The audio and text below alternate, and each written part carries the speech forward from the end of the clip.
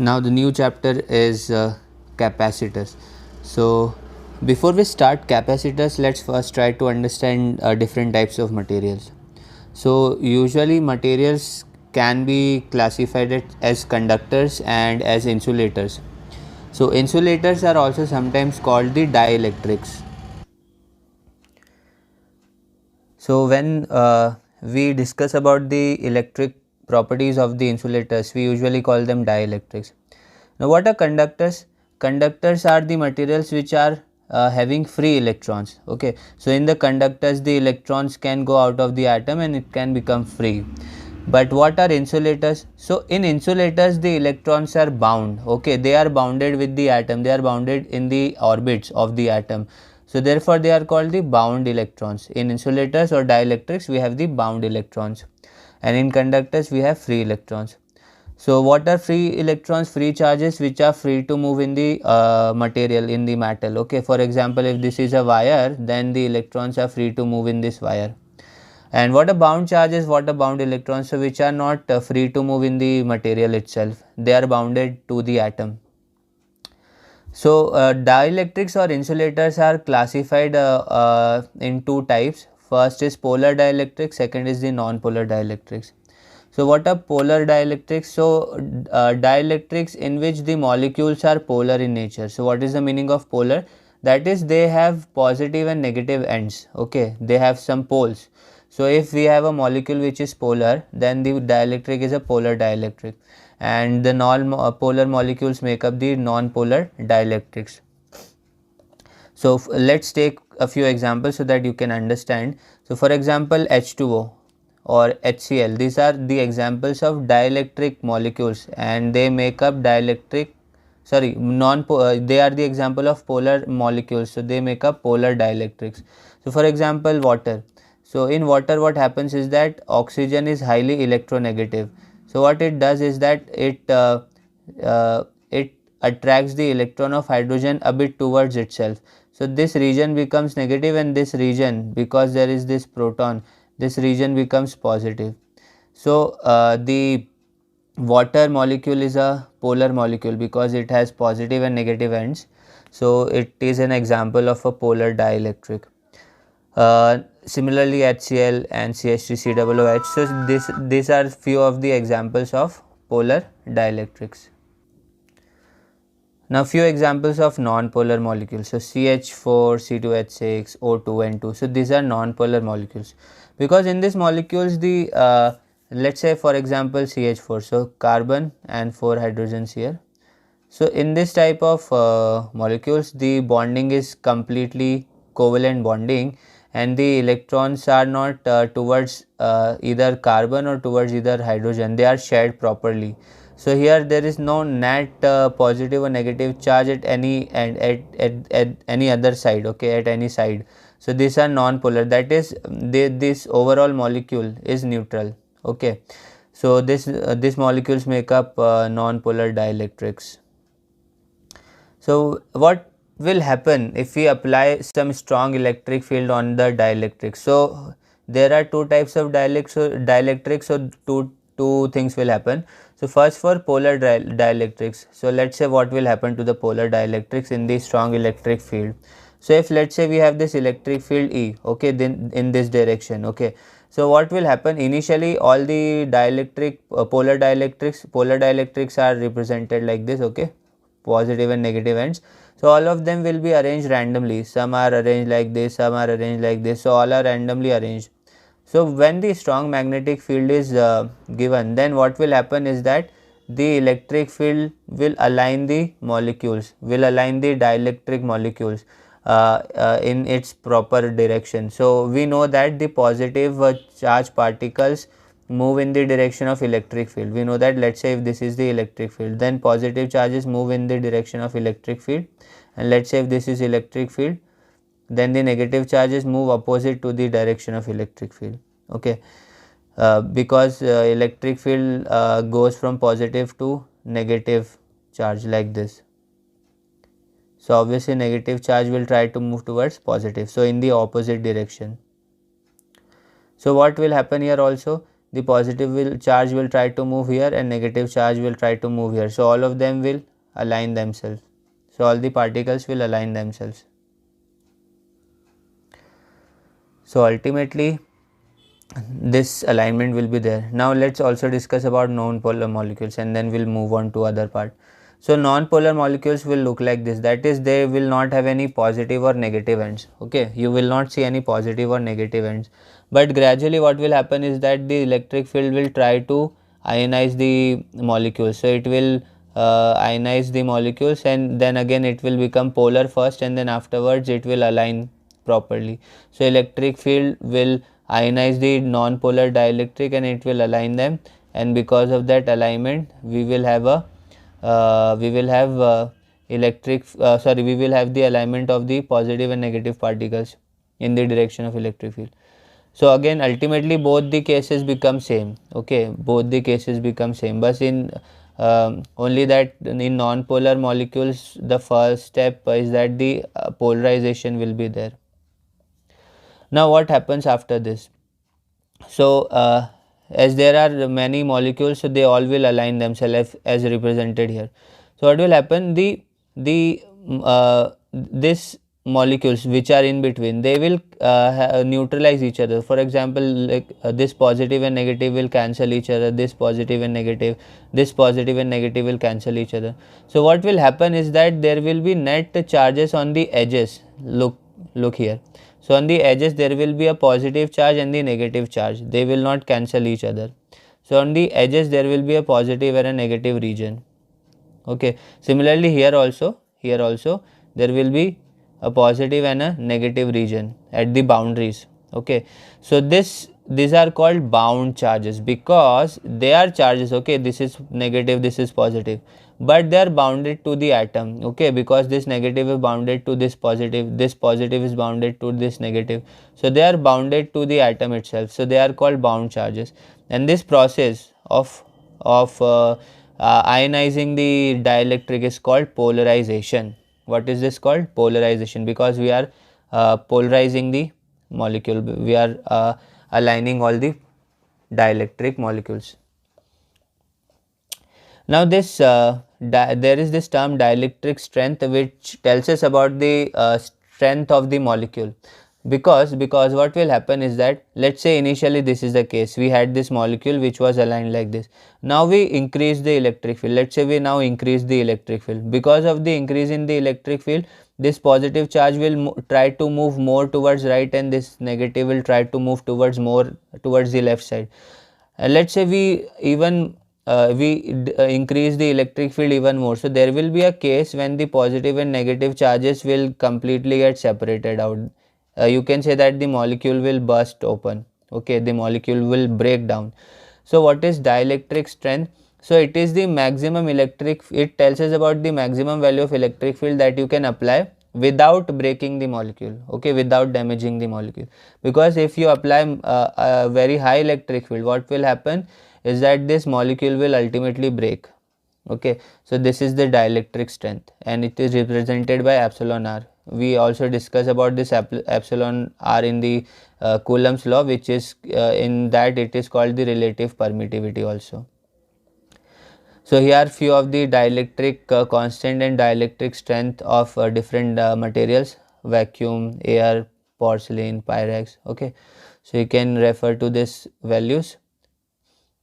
The important thing to note is that the dielectric constant of metal is infinite and its dielectric strength is 0. What does this mean is that metals are already ionized, so we do not need to give any electric field in order to ionize them. And what does this tells us? This tells us that the electric field in the metal will become 0 because of the presence of the internal electric field. So let's say what is happening here. So first of all we have this, let's say we have a vacuum. Now we apply electric field, then there will be no charges to ionize, so the dielectric constant will be 1 and the dielectric strength will be infinite, because there will not be any ionization however strong electric field is there, because there are no molecules. So because of that, vacuum has infinite dielectric strength. And in metals what happens is that they are already ionized, okay, the electrons are already present. So the dielectric strength is 0. You can just even if you not have any external field, there will be electrons, and dielectric constant is infinite. That means there will be an electric field which oppose the external electric field, and it will cancel that completely. So the net electric field inside the metal will be 0. So now we can move on to the most important part, that is capacitance. So what is capacitance? So before we understand this, let's take an example. So let's say we have this material, this conductor, it has some positive charge, let's say 10 coulomb positive charge is there. So okay, there is this charge, and let's say we have this bucket, and the bucket can carry up to 10 liter water. So now let's take this two analogies, okay, bucket and this conductor having charge. So we first let's understand this bucket. So we know that if you pour more water than 10 liter, its capacity is 10 liter. So if you pour more water than 10 liter, what will happen? The water will overflow, it will go out of the container, obviously, okay. But what will happen if you pour less than 10 liters? So it will obviously easily be able to contain that amount of water, okay. So if you have more than 10 liter, the water will overflow. Similarly, every conductor has a specific amount of capacity to hold charges, okay. So for example, let's say this conductor can hold up to 10 coulomb. So if you have more charges than 10 coulomb on this, so what will happen? The charges will start to leak from this conductor, they will go out of this conductor. So similar analogy as the water. So every conductor has a capacity to hold the charges. So what is capacitance? Capacitance of a conductor tells us about the ability to store the charges, that how much charge it can store, or in other words you can also say that it tells us about the storage of the electric energy, because once the charges are stored, electric energy is stored, you can say. So capacitance tells us about the capacity of any conductor to store charges or electric energy. So more the capacitance, more will be the ability to store the charge or electric energy. So it was observed that the conductor, the charges on the conductor can be stored more if the potential near it is more. So if the potential was increased, the charge also got increased, okay, and vice versa, if the potential was decreased, the charge was decreased. So they were directly proportional. So when the proportionality was removed and a constant was introduced, so this constant was represented like C, and this constant is called the capacitance. What is this called? Capacitance. So capacitance is Q by V, and its unit is, SI unit is farad, okay, its unit is farad. So the CGS unit is state farad. Farad is a very big unit, because of that we usually use microfarad and picofarad. So what is capacitance? Ability to store the charges, and it tells us about the amount of electric energy stored on any conductor, and its formula is Q by V. Now the important thing that you need to keep in mind is, by looking at this formula you may say that the capacitance depend on charge and voltage, but important thing is capacitance do not depend on the charge and voltage, it is independent of charge and voltage. Why? Because let's say if you increase voltage 2 times, then automatically charge will also increase 2 times. So again they will cancel each other's property. If you decrease voltage 3 times, the charge will decrease 3 times. So again what will happen? You will get the same value. So capacitance do not depend on Q and V, because Q and V increase or decrease by the same amount, okay. So this is a proportionality constant as discussed earlier also. So it depends on the material, it depends on, this is the property of the material, okay, it does not depend on the charge and voltage. So capacitance is the property, and capacitor is a device. So we will have a device called capacitor, which is a device which shows the property of capacitance, which stores the charge. So what is a capacitor? Device which stores the electric energy or charge. Its symbol is this, okay, the symbol of capacitor is this, and capacitor is sometimes also called the condenser, okay. So capacitor is like a battery. Okay, capacitor is like a battery which provides positive or negative charges. But what is the difference between capacitor and a battery is that capacitor can provide energy very quickly. Okay, instantaneous energy can be given by capacitor, but battery usually gives off energy gradually. Okay, usually battery gives off energy gradually. So capacitor is somewhat similar to a battery. Both the battery and capacitor has positive and negative plates, but capacitor gives off energy quickly and battery gives off energy gradually. So battery is like a tap, it is like a tap which gradually gives the water, and capacitor is like a bucket through which you can instantaneously get a lot of water. Okay. Now capacitor can be of two types, single conductor capacitor and multiple conductor capacitor. So let's say if we have only one conductor, only one layer of conductor, let's say this sphere is there. So what will be its capacity? So it's simple. We know that capacitor is Q by V. So what is V? V for any capacitor, V for any sphere is KQ by R. So just put the value of V here. So ultimately you will get this formula, 4 pi epsilon naught r if vacuum is there, and if any medium is there, then epsilon r will be there. So epsilon naught epsilon r into r if medium is there. So this is the value of capacitance for a sphere. But what is the problem here? What is the problem in a single conductor capacitor? The problem is that here the capacity is very small. Okay, so first of all let's take the example. So let's say we have this formula, okay, spherical conductor capacitor. Now let's say we want 1 farad of capacitance.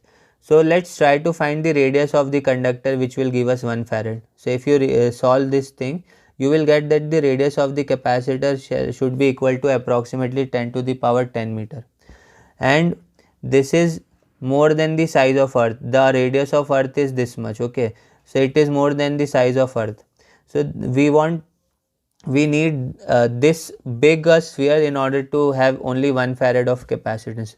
A sphere bigger than the earth, size of earth. So obviously when we have a conductor which is made up capacitor which is made up of single layer conductor, only single layer is there, then we will need a very big size of conductor in order to have a small capacitance.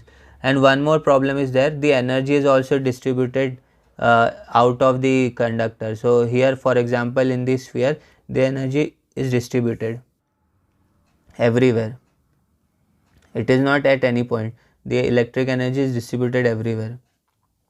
So to solve this problem, multiple layer conductors are used. So usually we use 2 conductors. So let's say we have this 2 conductors, parallel plate conductors, or 2 concentric spheres or 2 concentric cylinders.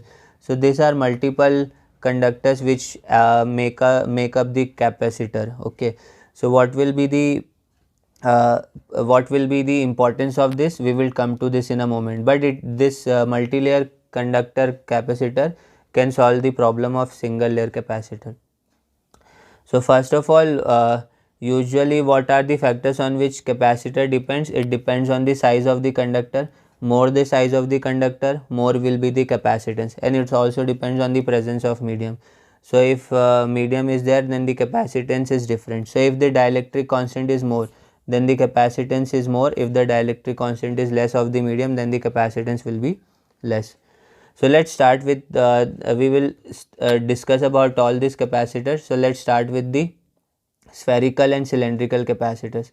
So spherical capacitor is a capacitor in which we have 2 spheres, concentric spheres. So let's say the radius of small sphere is A, radius of big sphere is B. So once you solve this, you will find out that this capacitance of this spherical capacitor is C equal to 4 pi epsilon naught epsilon r AB upon B minus A.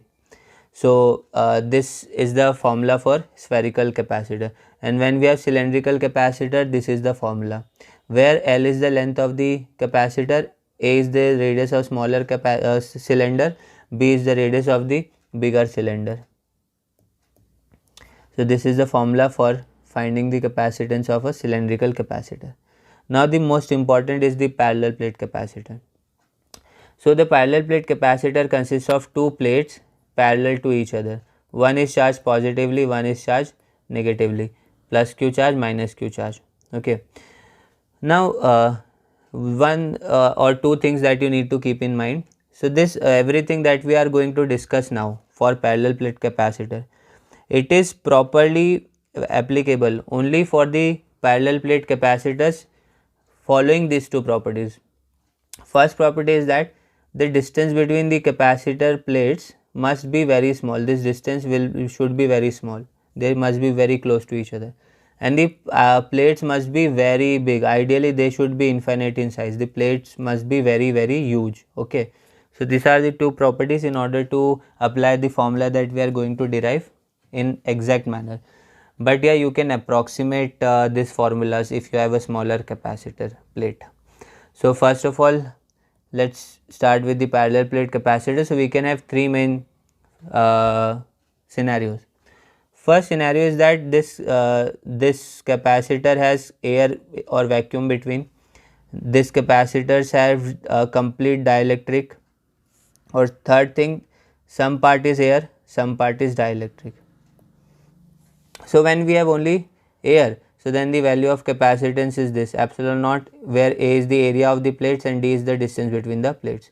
When we have dielectric in between, so obviously epsilon r will be introduced, the dielectric constant of the medium. But when we have this region, let's say the dielectric is present in thickness T and the complete distance is D between the plates. So the air is present in D minus T distance.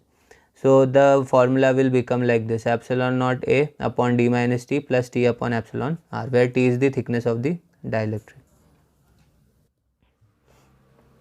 So what are the factors on which the capacitor of the parallel plate depends? So it depends on the distance between the plates, it depends on the area of the plates, and depends on the medium. So if the distance between the plates is more, then the capacitance is less, vice versa. If the area of the capacitor plate is more, the capacitance is more.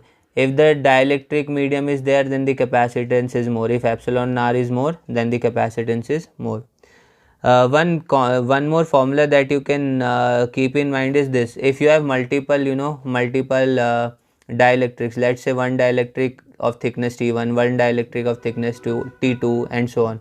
So in that case, this formula will be used. Okay, just add this thing also, T1 and T2 will be there. Now let's discuss about the energy that can be stored by a capacitor. So a capacitor can store a lot of energy, and this energy, this electrostatic potential energy, can be found out using this formula. Either this formula, or this formula, whatever it is, whatever is given to you, capacitance, charge or voltage, you can find using this formula. And if you want to find the potential unit per unit volume, potential energy per unit volume, then you can use this formula, half epsilon naught E square, where E is the electric field. So this tells us about the energy stored in a capacitor. Now capacitors can be connected in a circuit in three ways: in series combination, in parallel combination, or in mixed combination. In mixed we will have series as well as parallel. So when we have series combination, then in that case the equivalent capacitance can be found out using this formula: 1 by C equivalent equal to 1 by C1 plus 1 by C2 1 by C3. And if parallel capacitances are there, then this formula can be used. Just add all the capacitance, you will get the equivalent or the resultant capacitance. Okay. Just like in resistance, you must have heard that in series resistances are added up like this, and in parallel they are added up like this. So in capacitor and resistance the formula becomes reverse. Okay, in series capacitance are obtained equivalent by equivalent capacitance is obtained like this, and resistance is obtained like this. So just the reverse of capacitance. This is quite easy to derive. Now what are the uses of a capacitor? So capacitor is, as I told you, capacitor provides instantaneous energy. Okay, instantaneous energy. So capacitor is used in let's say in TV, fan, remote, etc., in which some initial burst is required. For example, we know that static friction is more, so initially when the fan starts to rotate, the friction is more and it is difficult for the fan to start moving. So initially fan require more energy to start up. So that initial burst of energy is provided by the capacitor. You must have heard that sometimes the fan does not start, and nowadays it is not the case, but sometimes earlier it used to happen that the fan did not start when the switch was on. But when a little push was given, let's say using a bamboo or something, so then the fan started moving. So you might have heard that the capacitor of the fan is now it is damaged, so because of that the fan is not moving. So the initial burst of energy can be given by the capacitor. Apart from that, capacitor can also be used for tuning in radio circuits. It can be used in oscillators. It can be used in smoothing the rectified current. Now you might be a bit confused in all this, but you will study about all these topics, so you will understand this. So for example, rectified circuit, smoothing the rectified circuit. So let's say we have this type of DC signal, rectified circuit. So the capacitor can convert this signal into this signal. Okay, smooth value of DC current can be obtained using capacitor. So all this will be understandable to you once you read about this types of devices. Now let's say we have two conductors and we connect them, so there will be some redistribution of charges. So let's discuss about the redistribution of charges when we connect two conductors. So let's say we have this conductor A and conductor B, and there is this insulator. Okay, so now the charge on conductor A is Q1, capacitance is C1, potential is V1. Similarly for B is Q2, C2, V2. Now this is the initial condition. Now what will happen if we join them? So let's say we join them using a wire. So what will happen? Let's say the charge become Q1 dash and Q2 dash, and the capacitance will obviously will remain same, C1 and C2. And because we have connected them, so the potential will become same. Obviously when we connect two conductors, the potential become same. So this will be the final situation of this arrangement. So let's try to first discuss about this initial condition. So the conductor A will have this charge and potential, and conductor B will have this charge and potential. Now when we connect the conductors, what will happen? The conductor A will have how much charge? Q1 dash. It will be equal to, now we know that Q is equal to CV. So Q1 dash will be equal to C1 into the potential. Now the potential V, the resultant potential V, can be obtained by this formula: Q1 plus Q2 upon C1 plus C2, and Q1 and Q2, here Q1 is equal to C1 V1 and Q2 is equal to C2 V2. Okay, so this can be written C1 V1 plus C2 V2 upon C1 plus C2. Okay, so this resultant potential will be this much. So at the place of potential we write this. So on conductor A, C1 into V, on conductor B, C2 into V. So this will be the charge distribution on conductor A and B. Now let's say when we connect the conductors, there will be some energy redistribution. So the energy redistribution will be like this. So initial energy will be, total energy will be half C1 V1 square, half C2 V2 square. So the total energy will be the summation of these two. Okay, so initial energy is C1 V1 square plus C2 V2 square. Final is what? So final is, let's say the total capacitance is C1 C2 and the voltage is V, common, there is this common voltage V. Okay, so what we will have, half CV square, and where C is C1 plus C2, and we know that V is this as discussed. So ultimately when you will subtract initial and final potential energies, you will get this formula. So this tells us about the loss in the energy. When we connect the conductors, the energy reduce a bit in the form of heat and some other losses.